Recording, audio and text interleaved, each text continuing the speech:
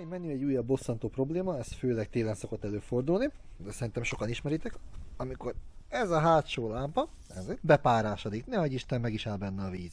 Ennek többnyire az az oka, hogy ahol össze van hegesztve a búra és a lámpatest, kis repedések vannak, vagy nincs rendesen összehegesztve. Erre a megoldás az, hogy lámpát kikapjuk, kb. A búra mentén szélvédőragasztóval megkenjük, megvárjuk, amíg megszárad, és visszarakjuk. Onnantól kezdve ott már nem fog tudni beszivárogni. Az első lépés az, hogy a lámpa tetején ezt a csavart kitekerjük, általában fogóval, de nekem most az elindult kézzel is. Semmi varázslat, a belső ez is sima menetes.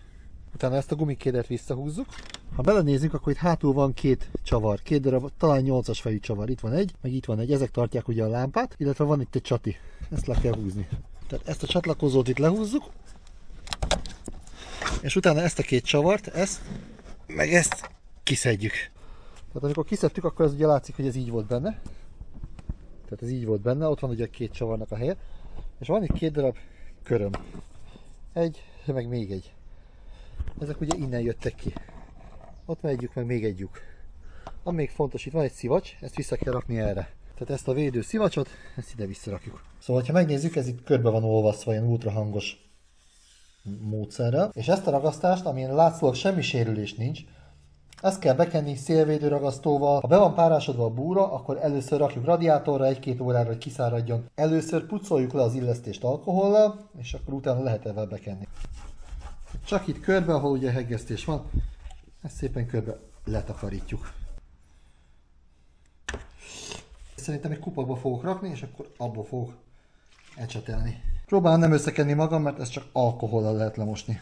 Direktől lenyúltam az ecsetet. Nem baj, ha nem lesz szép, úgyse látszik, tehát ez pont nem egy ilyen látható rész. Arra érdemes figyelni, hogy a búrára azért ne kenjük nagyon. Kint előnye a szélvédőragasztónak a sikával szemben, hogy ez egy hígabb, és könnyebben ecsetelhető.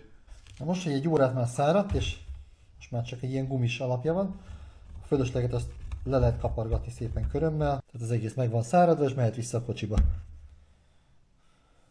A visszarakása pedig ugyanaz, ahogyan kiszedtük, arra figyeljünk, hogy itt ez a szivacs. Tehát ez a szivacs ez mindig ott maradjon. Oldalt a körmöket, ezt a két körmöt bepatintjuk oda a lyukba.